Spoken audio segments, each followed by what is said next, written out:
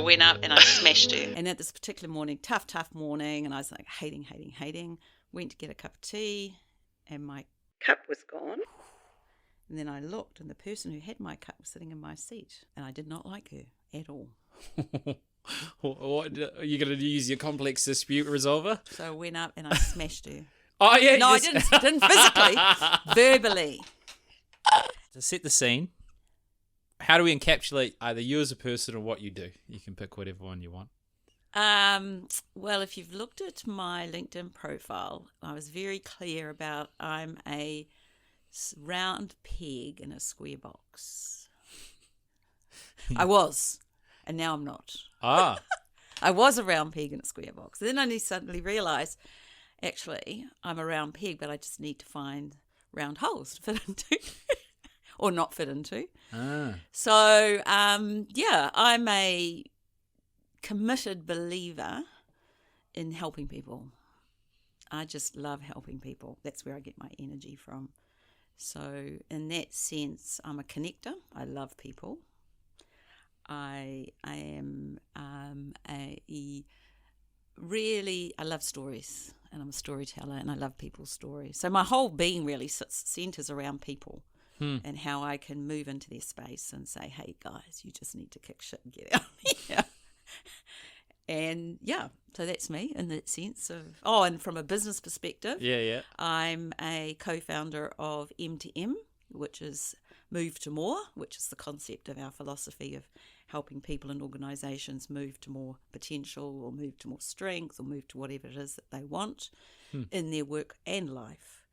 And my business partner, Diala, works on the recruiting side. I do too, but I've also got a passion around personal brand and how to help people understand the value that they present to the world and how they position that value in everything they do, whether it be in their careers or in their lives. Cool. Sometimes I just sit in silence and see if people come unstuck. But because then it's always finding the timing to end something, and you can drink while we do this. I just saw you reaching. I was like, and then should I? Because you could hear me slurp. Yeah, no, slurp loudly. The listeners love it. Yeah, there's some people that love slurping. They've left a review. Oh, really? No, but they might. Leave a review. There's some leave interesting. A review. Yeah, leave a review if you like slurper. Yeah, you heard it here first. You said something interesting though about you're finally a round peg in a round hole. Yeah, I was. Yeah. Well, I discovered I was, and that was where, when I discovered that, I thought, oh, now I've got life sorted because I don't have to fit into a square into a square. What is it? A square hole or a hole or a square? I don't know. Essentially, you've found your place. I found my place. Yeah, but it alludes to the fact that you didn't always have that. No, it took me many years. Well, that's interesting. I love that part. Many years. Well, let's go back many years. Where were you born? I was born in Kaikohe, which is up north. Okay. Yep, and it's a small town. And recently I went up north for my aunt's tangi, and that was last weekend. And I connected with all my friends that I grew up with and whānau that I hadn't seen for years. And we had the most fabulous time reminiscing. Yeah. God, we got up to stuff. My husband was there and he just could not believe, and I've been married to him for 30 years. Yeah. And he's never been in a place where we've all been together at once. And he just could not believe the stories that what we got up to. And the fact that I embellish stuff, I can, because it makes a better story. But actually my memories were correct. Yeah. We actually did. I was like, really? We did that, didn't we? That's my memory. And they go, yeah, we did. I thought, oh God, I thought I was embellishing it. Wow. Yeah. So we've got some good stories. Lots. Potentially. I've shared a lot of things on the podcast, so if you can have a story that surprises me, I would be mostly grateful. But what was it like growing up north? Was there like school, it one little school and everyone knew everyone? There were the east school, the west school, which used to be the Māori native school, and so you had separate schools based on... Kind of, but not really. It was based more, not on Māori Pākehā. My grandmother's Māori from Ngāpuhi, and my grandmother was a fluent speaker, and my mum was brought up on the marae, and my dad was a Pākehā. So we sort of rocked in both worlds. Yeah. didn't really take much notice of what was going on because we were having so much fun growing up. Yes, sounds like it. And so it wasn't really about Māori Pākehā. It was more about who had the most money and who was the best. So it was kind of gang-like in a way. Yeah. We used to have gang wars. Did you? Yeah, with slingshots and stuff like that. Oh, right. Here's me thinking, okay, so you're not out there with hammers and, okay. No, we had slingshots. Kids. But they were, looking back now, would I let my kids do that? Never. Would I let no, we had acorn slingshots. We made our own. And we'd Wow, yeah, that's an eyeball waiting to be missed. dig trenches. Oh, Yeah. trench war, a Trench- pa? What's it yeah. called when you build a... So we'd go down and dig a trench. It was just a little thing that we would, but it looked big in our time. Yeah, well, imagine. Yeah. And then we set up a little business, my brother and I and Stephen Fletcher.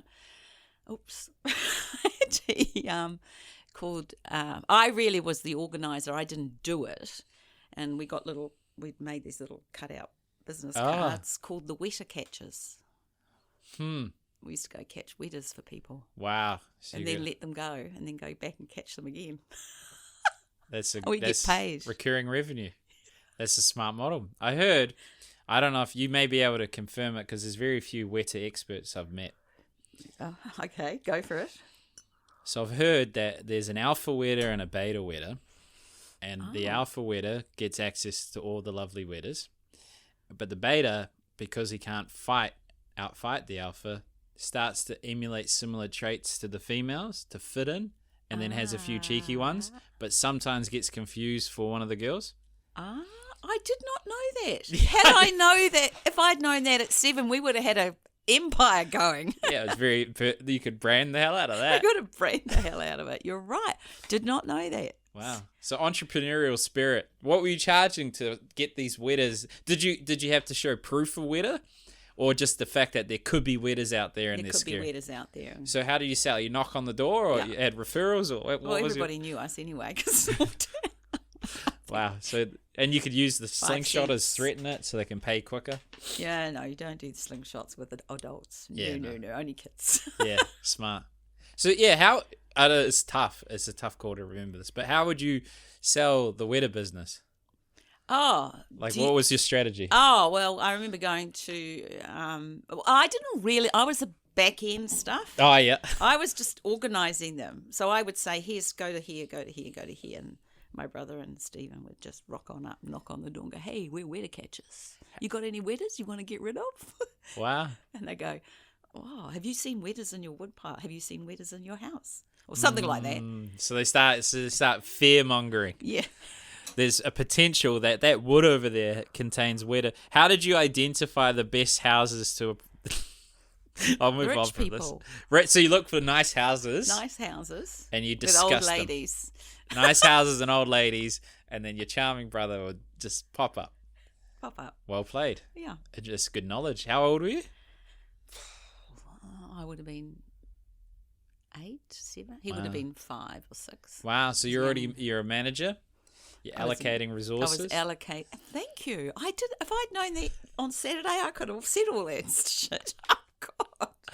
Oh, interesting. I was just got told I was bossy and Ah. overbearing and kept telling them what to do all the time, and they didn't like it. So hence the wetter business folded. Yes. So there was, with your business partner, there's a fall through. And then what do we do with the earnings as lollies? I wanted to save it to build more, and they wanted to spend it on lollies. Did you negotiate an exit? No, because it was just like, let's go, move on to the next thing. Yeah. And actually, my brother was a pain, so I was like, oh, I can't be bothered. Yeah, you would have been mum number 2. Yeah. Yeah. Actually, I was. Yeah. My sister's older than me, so I can relate to him, and I'm trying to relate to you. Yeah. Well, you've got to. Yeah, that's pretty on the point, actually. Yeah. All right. Cool. So 8, and you started a business early, so entrepreneurial spirit. Gary Vaynerchuk. I don't know if you know him. No, Gary, I follow him. Yeah, he's a bit. He said something really great. Oh yeah. On a little clip I watched yesterday, and it was a woman asking him, "How do I manage my daughter's time on the screen and on the internet?" And he said he has the same situation with his daughter, but the one thing that they should do, and I thought was great, is build their self-esteem. Just focus on building self-esteem. because that builds resilience and they won't give a shit about anybody else. So, yeah, they'll go there, but they won't absorb it or take it in because their confidence and belief in themselves is so strong they don't need it. And it'll just gradually disappear. What are your thoughts on instilling self-esteem? Huge. How would you do it? Oh, it's a journey. Okay. It's not something... with kids themselves, with daughters. Whatever you can answer. Yeah, well, I could do it for myself. Okay. And I could also, if I think back to... It's a journey of... I think there's something in women, particularly young girls, that they either have a sensitivity or an insecurity that they're... For whatever reason, for whatever's happened to them, it could be just a comment that was made when they were little, or it could be an event or whatever, where the insecurity is, festered or added to and grows because of a number of other incidents. And then there's the other ones who kind of have that insecurity, but just like, I'm over it. Yeah. You know, and they're kind of looking for more. There's a question of, I'm sure I could be better. I'm sure I could be a little bit more. And so therefore, they're easier to tap because if you can show them the path, they're easier to tap now. But it's more complex today because of the complexity of life. In our day, it was friends, you know, it was having solid relationships, really good upbringing. That's what we talked about on Saturday.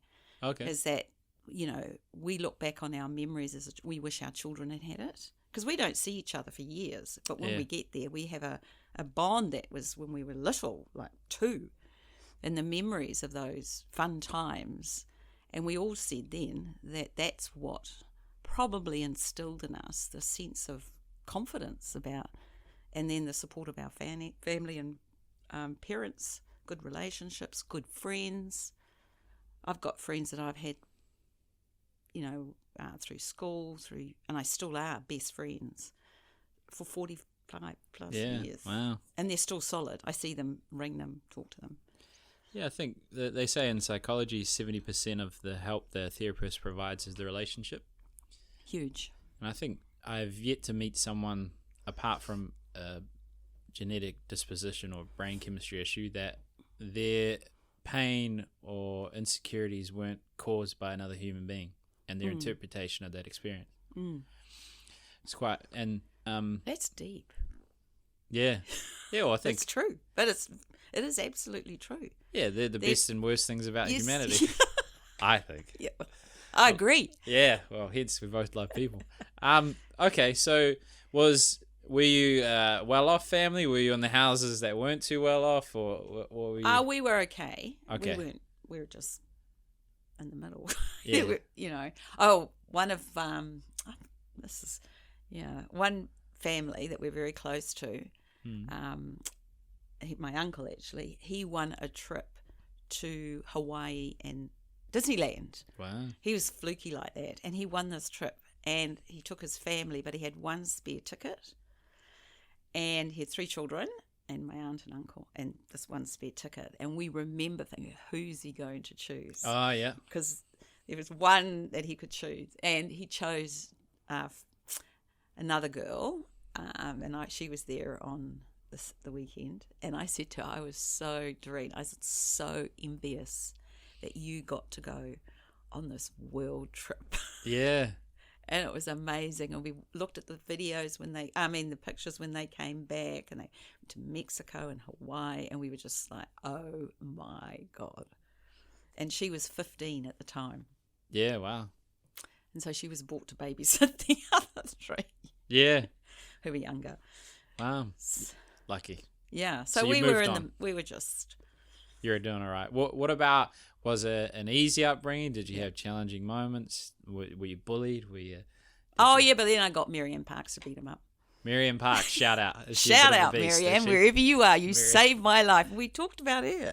So it's very interesting how this is aligned to what was happening on our conversations over the weekend. Yeah, so I had my cousin, Yvonne, is quite little, and then she's smaller than me, and then me, and then this guy, Robin Maxwell, used to come in and give me a hard time on the school bus and tie my braids up. And Did he have the hots for you, do you think? no, he wasn't one of those just cruel... He pushed me over and hurt my knee, and so anyway. Do you know Hey Arnold and Helga from Hey Arnold?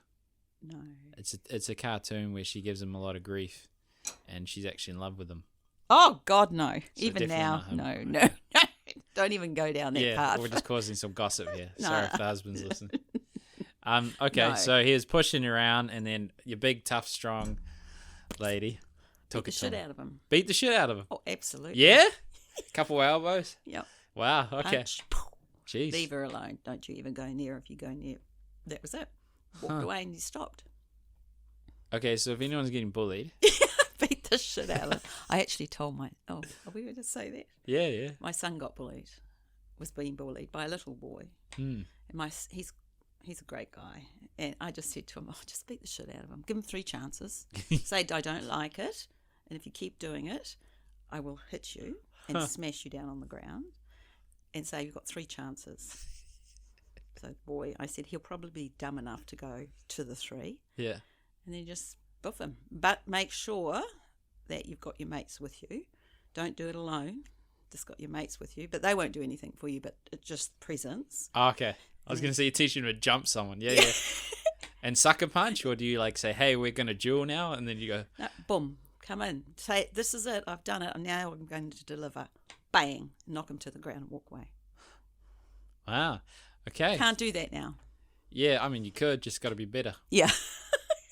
Be witnesses? No. That's interesting. So would you recommend that now? No, it's too complicated. The consequences of negotiation. The actual, what I would recommend now, because it's so complex, and this happens a lot in the workforce. Yeah, well, that'd solve a lot of problems, wouldn't it? Yeah. 3 chances, buffer. Well, the same philosophy applies, really. And you got to call it. Yeah. And you make sure everybody's around when you call it. So if you're the dictator of New Zealand, yeah, would you include buffo in employment disputes? Just like spar I kind of like to. Box. I mean, it would resolve stuff. Just ring them up and say, hey, I'm calling in buffo. You need to be dealt with here. Wow. You could do that. Interesting. Yeah, that's enough. Stop it right now. I'm on dial. Here he is. Or he, she, whatever. Yeah. Well, what about guy to girl then? That could be a bit off, wouldn't it? If a girl keeps bullying a guy and then you're like, buffo. Yeah, well, why not? Okay. We used to get buffed. Okay, so you reckon it's at what point is it fair game? This is getting weird places, but I know it is getting weird. You started it. What point is it fair game? Now we're talking about the olden days, right? Yeah. Not today. Not now. Not now. With the bubble wrap. And we're talking about hypothetically. Yeah, nothing serious. Yeah. Have you got that? Hypothetically, and we're just chilling here, chatting away, shooting the breeze. At what point? I think it's a point of when you recognise your pain. No, but you know what I mean? So I see there in terms of gender. So right. Because there's a strength disparity at a certain age. Not with your cousin. Obviously, she had a strength. She still got it. Yeah. So when is it okay to hit a girl?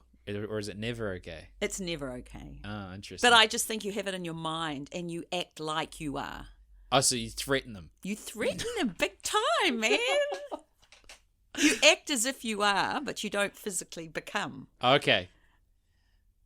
So that's the whole thing about dealing with it. You act as if you are. Yeah. So you don't physically go out and buff a girl, but you come up to a girl, a woman, and you act as if you are. Wow. Interesting. But with kindness and empathy. An empathetic buffo. Yeah. Yeah. Otherwise, they'll go through their whole life never having consequences for the way they're treating others. No. So you talk about the impact that this behaviour's had on you and how it makes you feel. And these are the consequences of what will happen in this relationship. Wow. Well, funnily enough, the social psychologists were seeing how the antisocial behaviour, like in terms of men and girls, or boys and girls. So because women aren't necessarily as physically strong as men, they tend to, the antisocial behaviour is character assassination.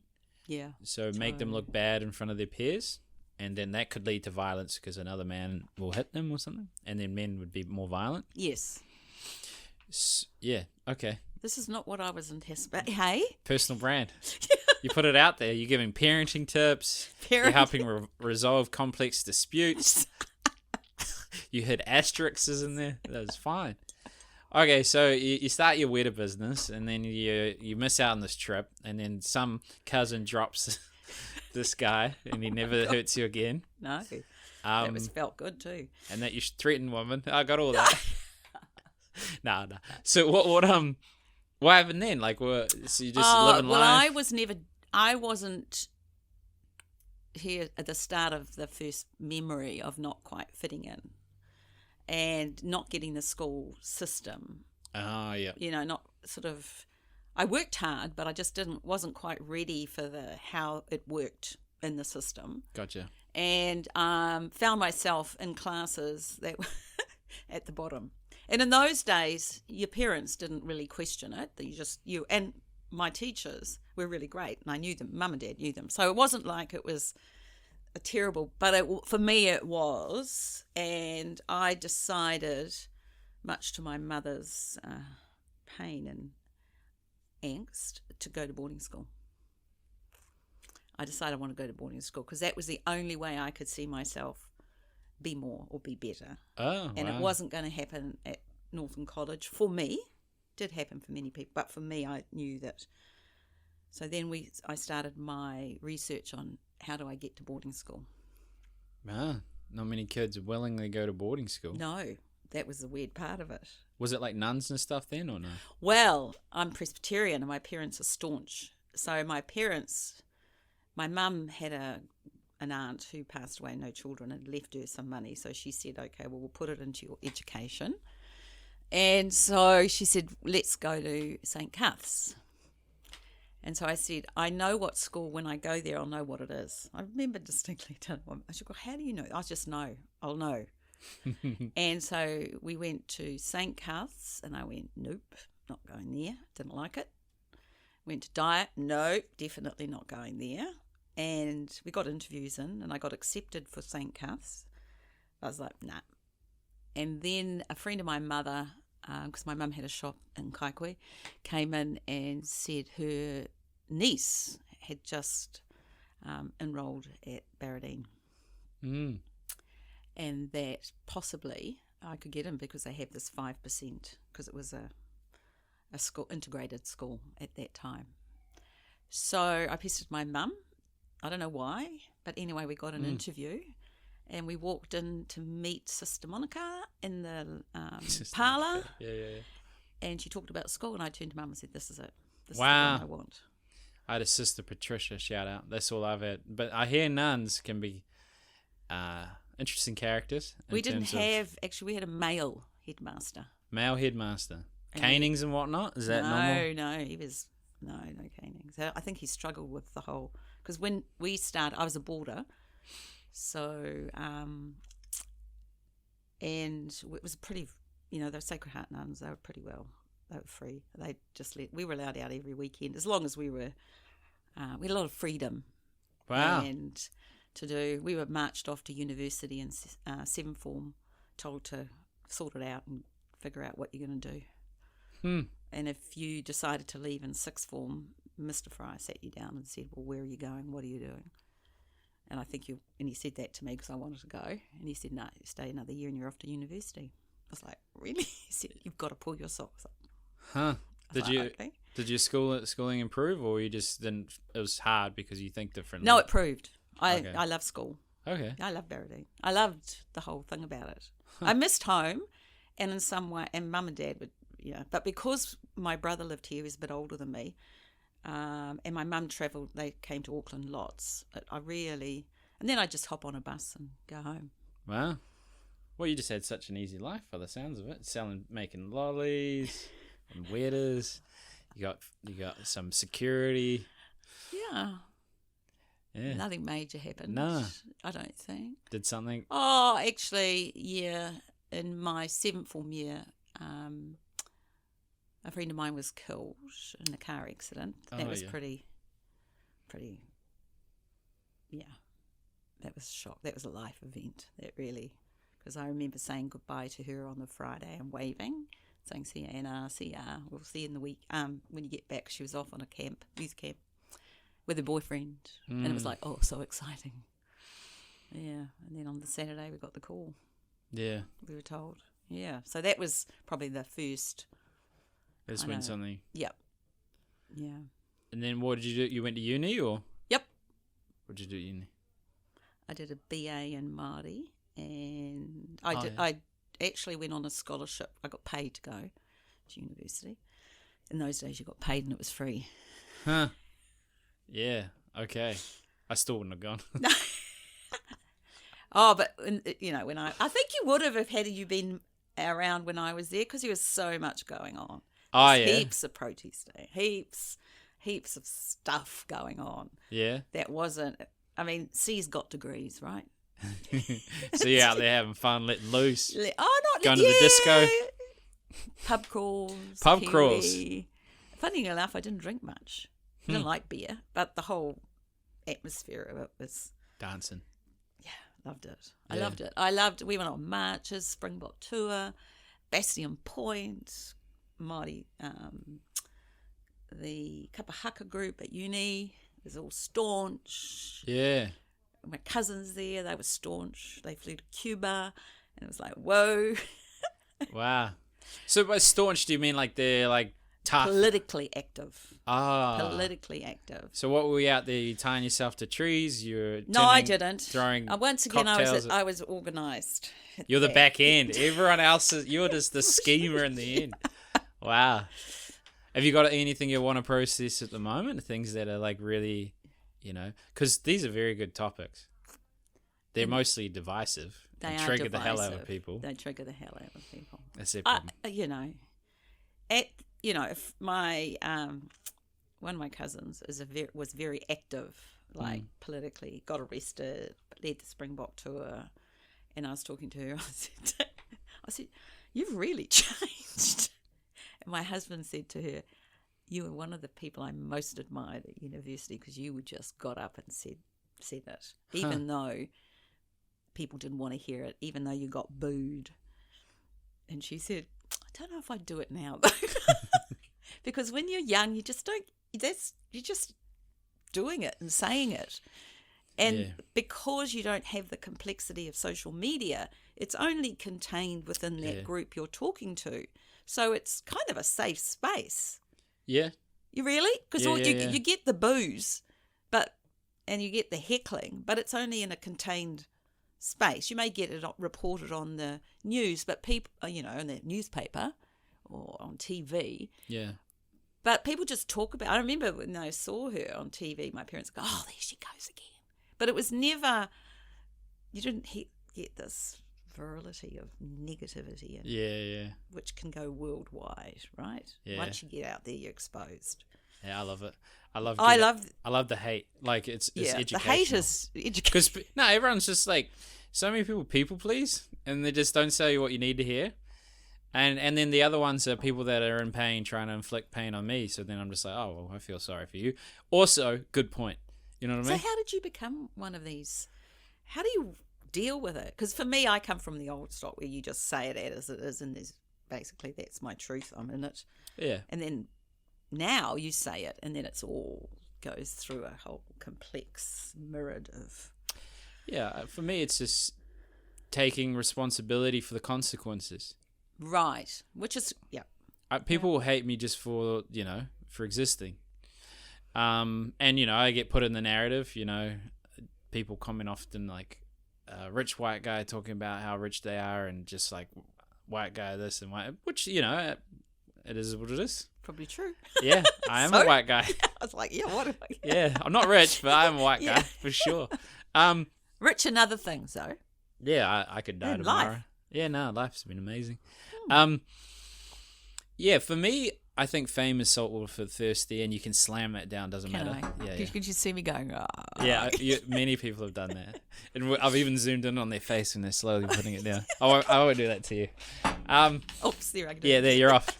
No, like I don't want to be known, but I just know it's the best way to make the difference that I want to make. It is. Yeah. And you're right, actually. Yeah. Well, that's good for once. Yeah. And And I vision being cancelled at some point because of the way I view the world. And in order to say the right thing that can move a person's mindset, you have to be polarizing. And to be yourself is polarizing these days. It is. It is. Like you were polarizing at the start. I was polarizing at the start. And I think that's one of the things that, people talk to me about when I'm working with them, or before they're talking to me, and they say, what are your qualifications? I was like, life. Yeah. Because I've been through it all. I've been through it all while I was still trying to discover who I was and what I was all about and where I best fitted, or not fitted, but where I felt the best. So yeah, what about those things? Were there, you got fired, you didn't fit in, or they picked on you and nothing you did was good enough, or accountability for me? I made dumb choices because I didn't know. Oh yeah, go on then. And then if I'd known, which is where I want to be, is if I can help you instead of going up and down and falling up and down, blah, blah, blah, if I can just do little blips and help you with those little blips, knowing what I know and what I've been through, that's my purpose and sense of helping you. Because you'll still have the blips. But I don't want to make them so big that you think, what the hell's happened? Whereas you go into it knowing, I recognise this. And I have more choice around how I respond. Whereas I didn't really understand. I think innately I did, but I just didn't know how to get out of it. So I made choices because I have an ego, which we all do. Yeah, no. And I like being liked, and I'm good at selling myself. Oh, yeah. So No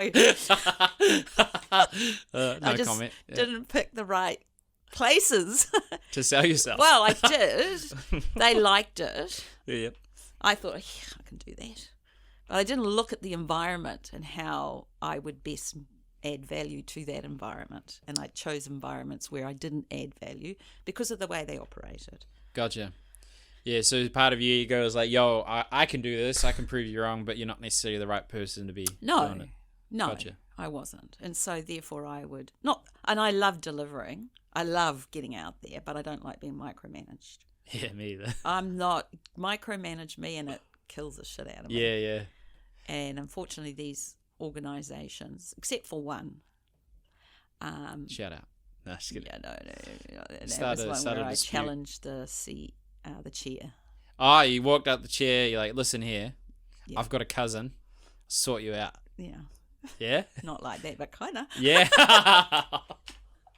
Yeah, I'm aware of your way of resolving disputes. I don't like people disrespecting others. Yeah. And I don't like bullying tactics or Why though? particularly because it's just non-human. It's just not right. I mean, you can express an opinion, that's great, but not like that. Do you dehumanize the bully? Yes. Interesting. So In a loving way. Oh, in a loving way, yeah. Always with a smile. Yeah, sadistic way, an enjoyment out of their suffering. Is she joking? Is she saying it? It's like, nah, I'm delivering the message. Because, telling someone what they're doing is not okay and trying to rectify that action with consequences is kindness.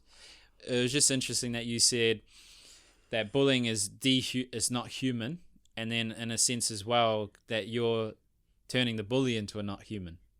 No, not my intent. I think Okay. it's about getting them to see that their behaviour is not acceptable. Yeah, okay. And so it's how do you confront that? And often they say that when you just meet it with how they're delivering it, Yeah. with the same type of energy in the sense of power, but it's delivered with intent of helping them to understand. And then the thing is, one of the things I've learned is that when you do that, I don't have any expectation.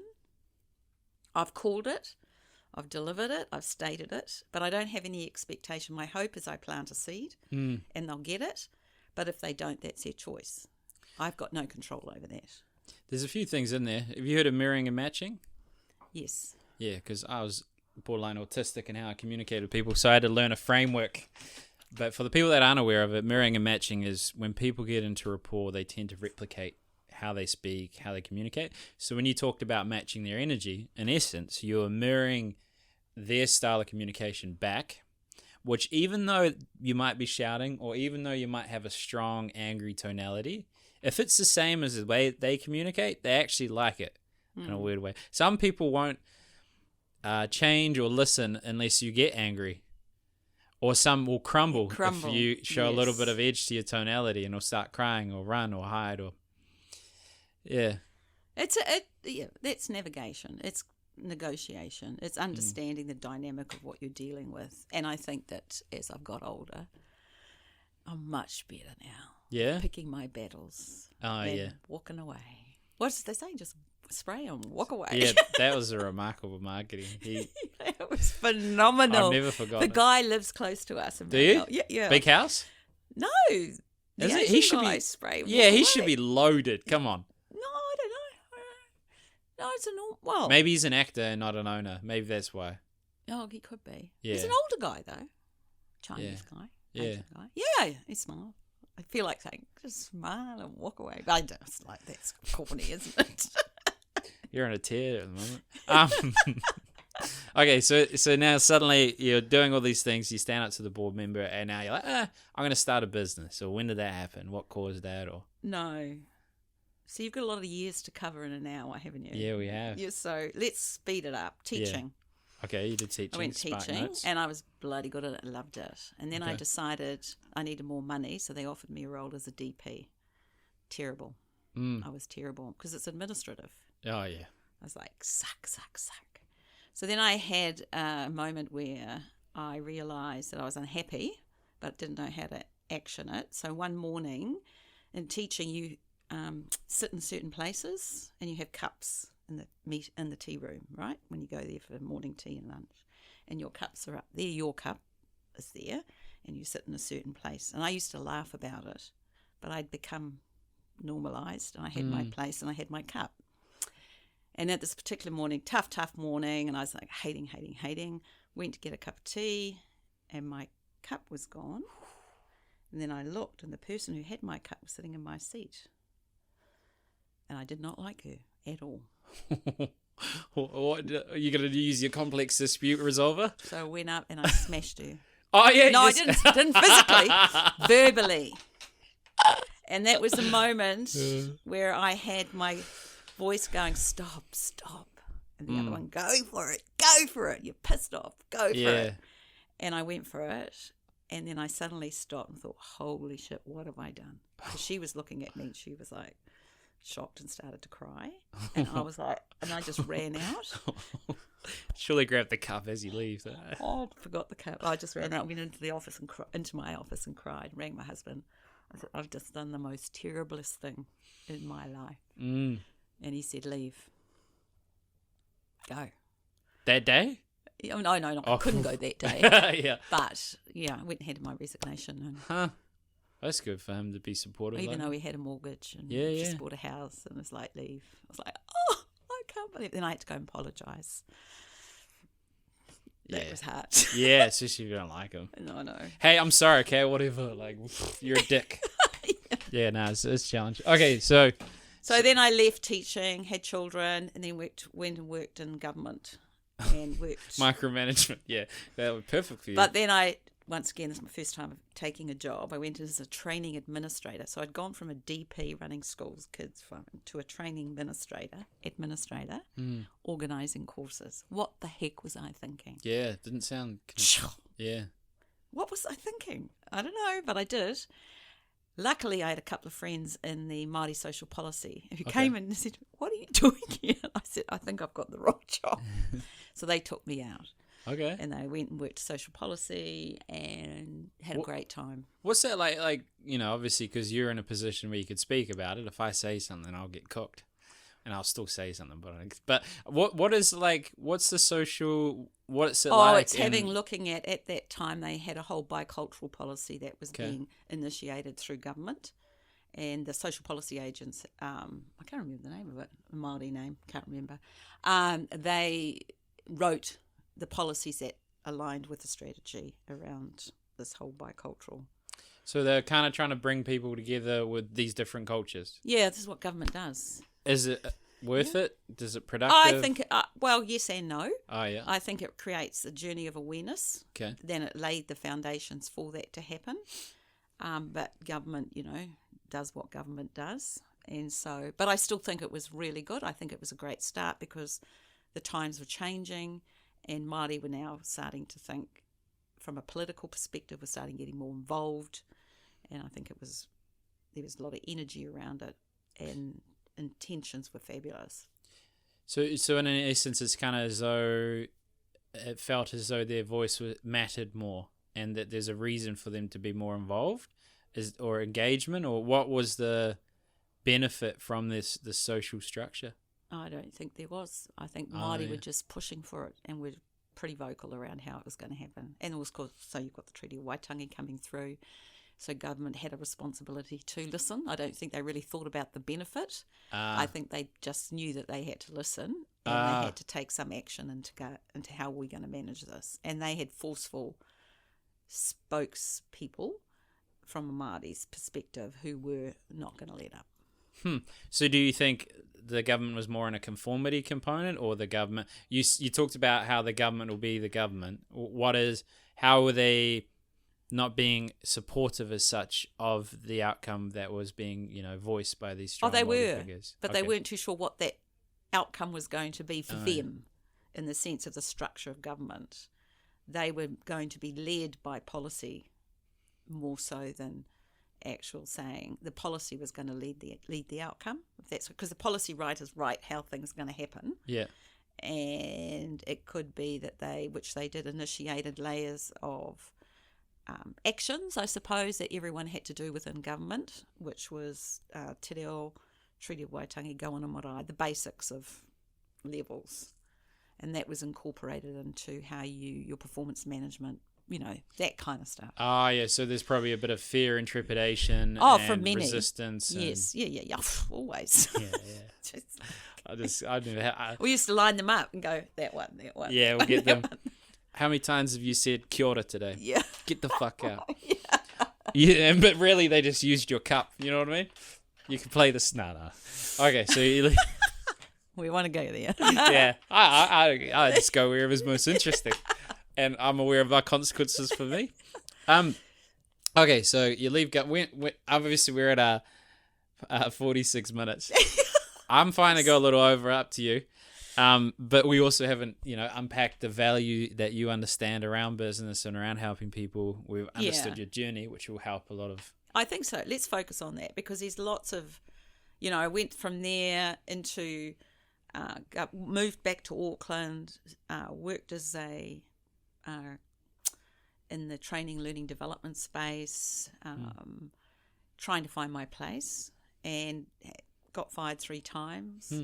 One of the most significant things I experienced is that my parents died very suddenly within 2 days of each other. Wow. So that was my life-changing moment. That was when life, really gave me a smack, and that was 2005. And I think from my look back at that time, and I definitely had PST, post-traumatic stress disorder.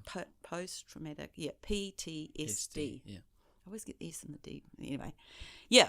Now, and I didn't realise how deep it was. Was it natural causes or? My father died, and we buried him. My mum collapsed at the gravesite and then died in hospital the next day. That day. And you guys were around her. We're there. Yeah, so that's where the PTSD. Yeah, I'm with you now. Okay. Yeah. So that's where that didn't understand it, but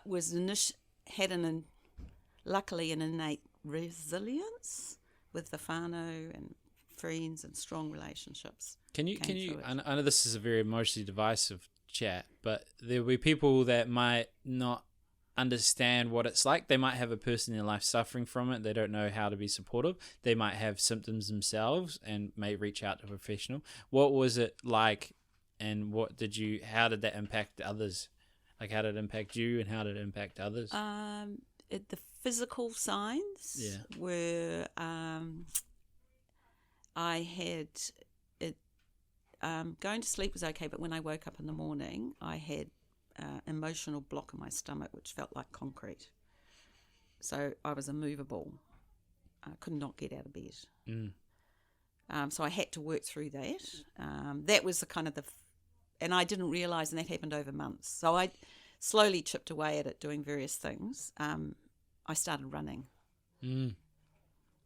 basically, and I forced myself to get up in the mornings because I knew that if I got action, and I learnt later through a therapist that what I was doing was actually breaking out the energy, dissipating all that block, breaking it down. And so by the time I got to the end of the street, it wouldn't be so bad.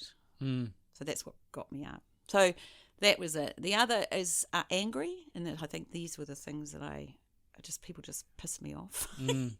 Just like, what the hell? Especially when they dealing with grief and people say dumb things. I used to get really angry. It used to upset me when people would say, oh, it's such a blessing. I was like, no, fuck, it isn't. No, she was not ready to, we know, we had plans. Yeah. This was not someone who was desperate. Oh, well, your father must have called. I said, no. These kinds of how people react. Yeah. And the other thing is, you'll get over time, it'll get better. No, it doesn't. You just learn, you just become more sad in how to manage it. Okay. Well, if there was someone that, if you could be someone to yourself back then, what would you have wanted from those people in your life? In a sense, well, I think my family, my family. It's a very hard question to ask, and it's only in recent when I lost a dear friend a couple of years ago that his wife said to me, "I did not know," and I said, "Now you know." So it's a hard thing, but I think that for people who are dealing with people who are grieving, you've just got to take action, and you've got to be there. So you just treat it as if it's hey, look, we're going over for coffee, meet you at 10. I'll pick you up. Just normal stuff. Nothing like, oh, well, shall I ring? I'll just ring. I'm just ringing to see how. Nah, don't give me that. Just take action. Yeah. Hey, I'm coming over. I've just made a meal for you. I don't care if you've already eaten. It's here. Put it in the freezer. That kind of thing. Oh, hey, let's do yoga. Just where you're just treating them as if life is normal in the sense of the normal routine of life that you would do anyway, rather than tiptoeing around and just like, how are you? Shall we make a time? Shall I come over?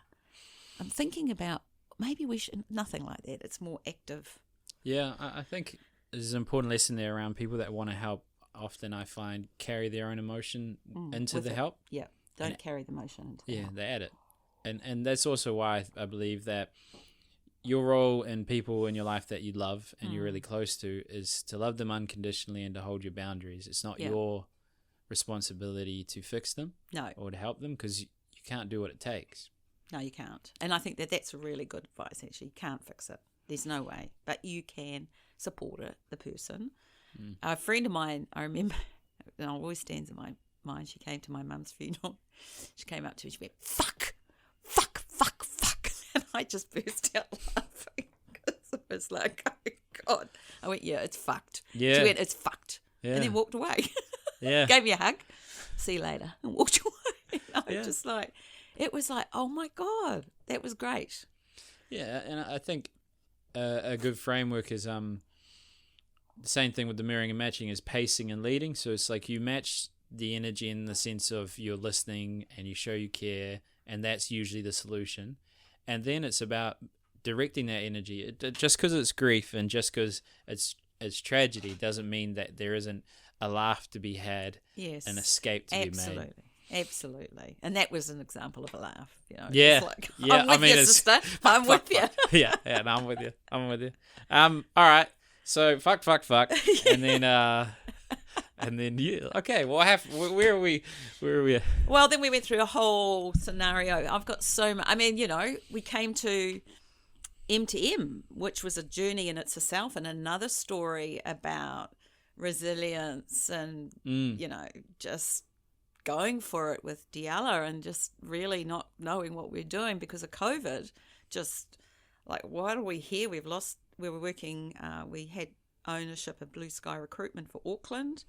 It got to COVID, lost it. Yeah. And it was like, oh, okay, what do we do now? And we thought, we can't sit here. And then we're getting calls from people saying, I've lost our job. How do we... I I said, well, let's do something. So we sat on, Zoom and developed our free CV online course with me doing videos after we sort of came out of that into level 2 or whatever we were allowed to do. With a little video camera. We said, here's a free video course on how to write your CV. And then we did LinkedIn tips, and then we went, oh, we should go on LinkedIn and see what we could do. We had been there, and then I said, look, people really need to understand. I don't think people know how good they are. I don't think they realise their potential. That's fair. I don't think they really know what it takes. I think they want the quick fix. Yep. They want to be told, here it is. Yeah. And I'm just like, if I can help them get an understanding and plant the seeds in water, maybe they'll understand that knowing your value, once you're shown the tools, if you apply them, God, life's great. You just rock in there. You can handle interviews. You know what you want on your CV. You know what your LinkedIn profile. You know who your tribe is. You know where you can stand and say, this is me. This is what I do. This is my sandpit. Here are my tools. Do you want it? You don't want it. That's great. You need that person over there. And that's what I'm worth. Yeah. I didn't understand you. I see constantly how to negotiate your salary, how to do this, how to write your CV. I was like, for God's sake, get yourself sorted and you'll know. Yeah. Well, it's interesting. I used to train salespeople, and the determiner in terms of how much they charge was proportionate to their self-worth. Yeah. And if you just fix a person's ability to either garner trust, and that's just being interested in person and being authentic, and a belief in what they sell in themselves, everything else works itself out. It does. It's very simple, but hard to do, and it's commitment, and it takes stuff. And I think the program or the coaching style and the programs we developed are very much on you doing the work with us, helping you and guiding you through it. But we're not quick fixes. That's why I dislike going on and saying, here's your LinkedIn profile, here's your just do these 3 things and you're off. You're off. Do you have a way of structuring the course that you've learned through iterations? Like, so one thing you said there was something small that's applicable immediately, as well as working with them to take action. So those make sense for me from a psychological standpoint. Yeah. What have you learned in what makes a course successful, where they actually take action, and where it is not unsuccessful? I think where it makes it successful is I've got the support.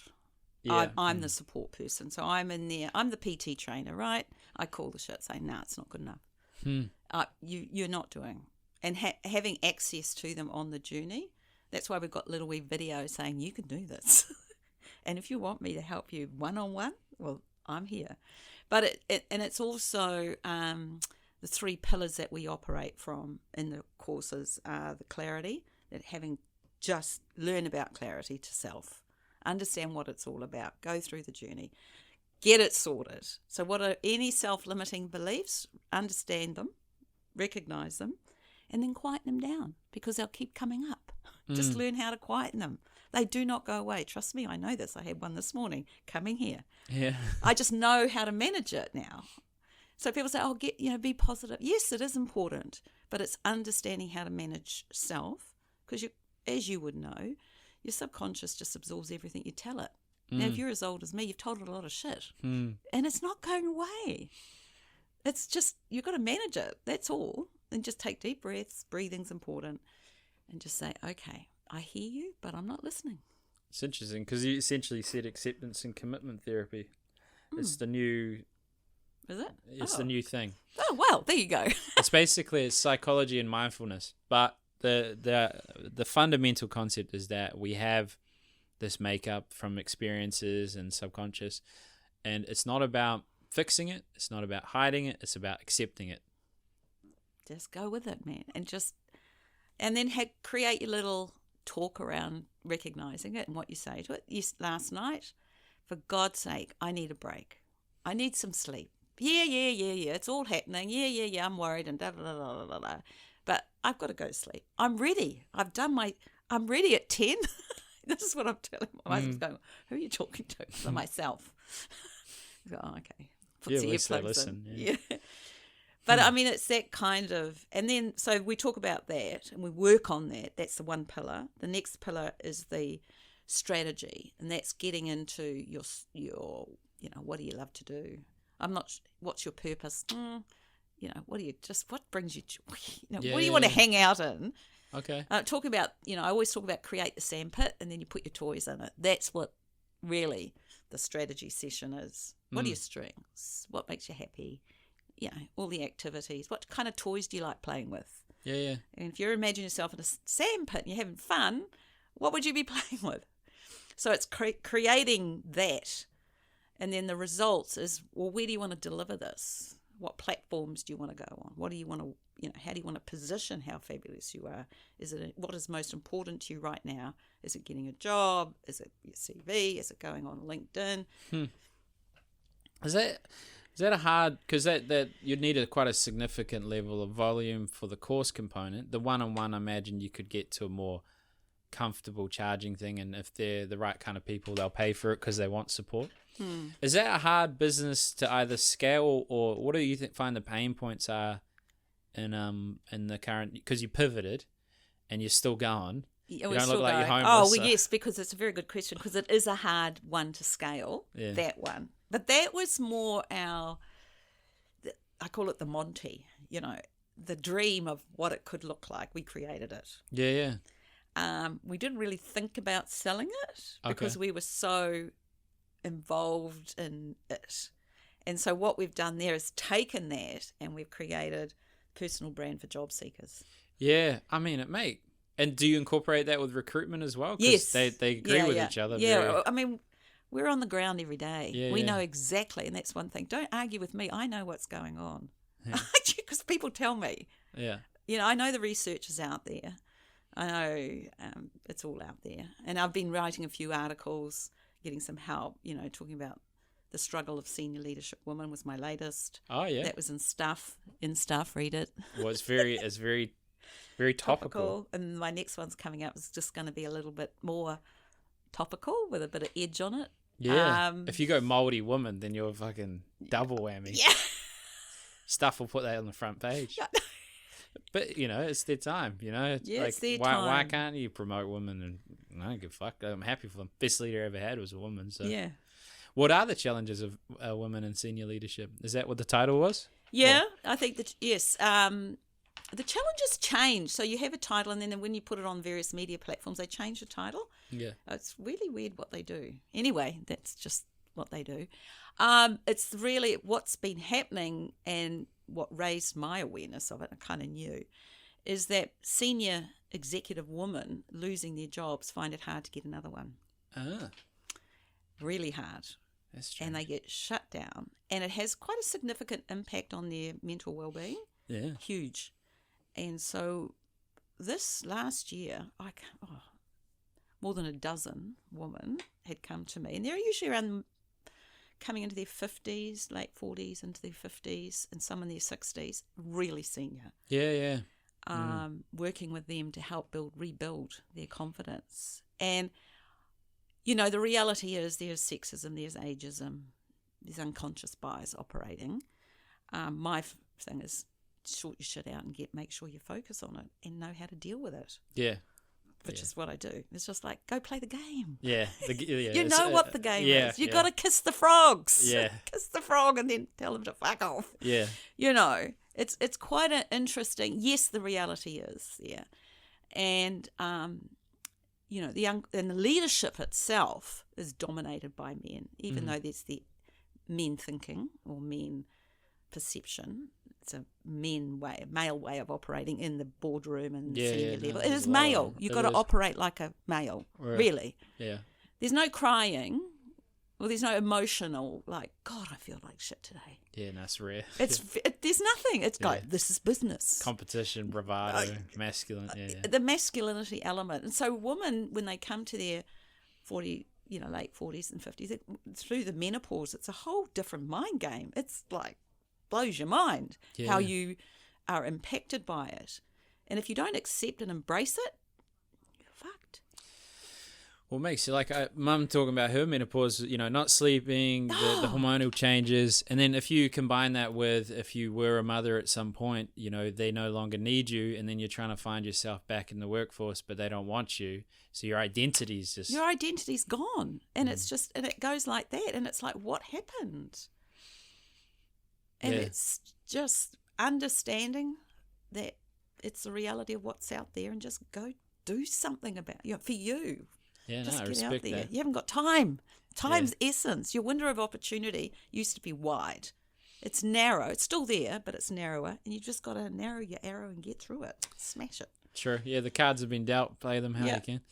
So I know, I understand, the corporate viewpoint of, they're older, maybe they're going to cost more, and I can't invest in them for that much longer. It's just stupid. It's like you've got this person that very few people are providing them with opportunities, that if you just give them the time of day and allow them to lead in the way that they've learned from an accumulative understanding of life, I think you just hire people to listen to them. I tend to just shut the fuck up and be like, okay, well, I don't want to bottleneck things on me where I got to do more. No. Why?